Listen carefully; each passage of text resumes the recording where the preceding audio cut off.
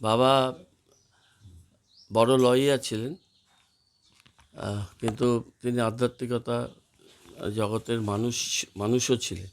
গীতাপাঠ শুনে বড় হয়েছি। এই মন্দির আমি বেশি দিন আগে করিনি, 90-এর দশকে করা।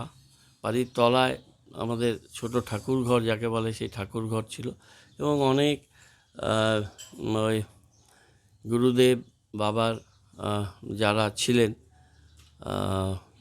ওখানে আছেন, ক্রিয়াযোগী ছিলেন।